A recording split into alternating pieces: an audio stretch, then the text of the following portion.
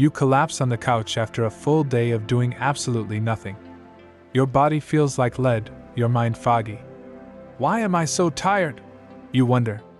This question haunts you especially on weekends and holidays when you should feel rested.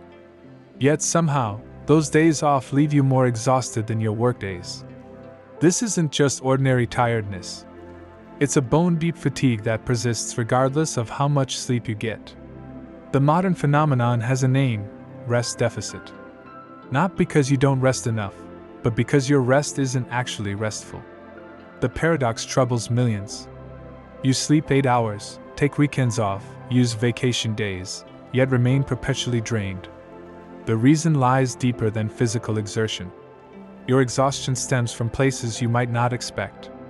Your brain never truly shuts down. Even during inactivity, it continues processing the backlog of thoughts, worries, and incomplete tasks. Psychologist William James called this the stream of consciousness, the relentless flow of thoughts that continues regardless of external activity. This mental background activity consumes enormous energy. Remember the last time you spent hours scrolling through social media? You did nothing physically demanding, yet felt drained afterward. Your brain processed hundreds of images, comparisons, emotions, and information bits. Neuroscientist Daniel Levitin explains in The Organized Mind that information overload taxes our neural pathways much like physical exertion taxes muscles. The fatigue persists because modern life has created a fundamental misalignment with our biology. Our bodies evolved for periods of intense activity followed by genuine recovery. Today, we exist in a constant state of alertness without the physical release our nervous systems expect. Think about our ancestors. They hunted or gathered food high stress, high focus, then relaxed by the fire low stress, social bonding. Modern humans maintain medium stress and medium focus almost constantly. Never fully activated, never fully relaxed. This state of perpetual, almost, exhausts us more than occasional intense activity. Your exhaustion might also come from emotional labor. Every interaction requires managing feelings, reading social cues, and maintaining appropriate responses. At work, you control frustration with demanding clients. At home, you regulate emotions during family disagreements. Even casual conversations involve constant micro-adjustments to maintain social harmony. Sociologist Arlie Hochschild coined the term, emotional labor, precisely to describe this invisible work that leaves us depleted. Sleep quality, not just quantity, plays a crucial role too. You might spend 8 hours in bed, but how much of that provides truly restorative sleep? Sleep scientist Matthew Walker explains in Why We Sleep that fragmented sleep prevents the brain from completing vital cleanup processes. Each notification, worry, or environmental disruption degrades sleep quality, leaving you tired despite adequate hours. Digital devices worsen this problem. The blue light from screens suppresses melatonin production. Even when you think you're relaxing with Netflix before bed, you're actually signaling your brain to stay alert. Your circadian rhythm suffers, making restorative sleep increasingly difficult to achieve. Decision fatigue drains your energy throughout the day. Every choice depletes your mental resources. From selecting breakfast to deciding which email to answer first, your brain consumes glucose with each decision.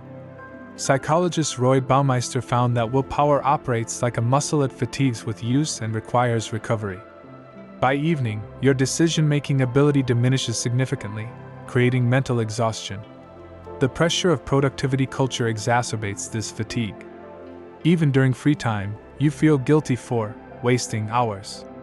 This creates a stressful backdrop to activities meant for recovery. Vacations become packed with must-see attractions. Weekends fill with chores and social obligations. You never truly disconnect from performance pressure, preventing genuine restoration. Social connections, while essential for well-being, sometimes become another energy drain. Social media creates a constant performance requirement, presenting your best self, engaging appropriately, monitoring reactions. The sense that you're always on stage creates what sociologist Irving Goffman called impression management, the exhausting process of maintaining your social persona. The answer isn't necessarily more rest but different rest. Active recovery, rather than passive collapse, often provides better restoration. Psychologist Mihai Csikszentmihalyi discovered that flow activities, those requiring focused attention but matching your skill level, rejuvenate rather than deplete mental energy. Painting, playing music, gardening, or cooking can leave you energized despite requiring effort. Physical movement helps too, counterintuitive as it seems. Exercise breaks the stress cycle physiologically, allowing cortisol levels to normalize. Without this completion, stress hormones continue circulating, maintaining fatigue even during inactivity. As psychiatrist Bessel van der Kolk explains in The Body Keeps the Score, the body stores incomplete stress responses, creating persistent tension until physically released. Learning to recognize energy drains marks the first step toward addressing chronic fatigue. Digital boundaries help. Try designated phone-free hours. Create spaces in your home free from screens. Allow your brain periods of genuine disengagement from information processing. Intentional incompletion helps too. Give yourself permission to leave tasks unfinished. The Zeigarnik effect, named after psychologist Bluma Zeigarnik, describes how unfinished tasks occupy mental space until completed. By consciously setting aside work with clear boundaries, you free mental resources for recovery. Nature exposure provides powerful restoration. Attention restoration theory, developed by psychologists Rachel and Stephen Kaplan, explains that natural environments allow directed attention to recover. Unlike urban settings that demand constant alertness, natural settings permit what they call soft fascination, effortless attention that allows mental resources to replenish.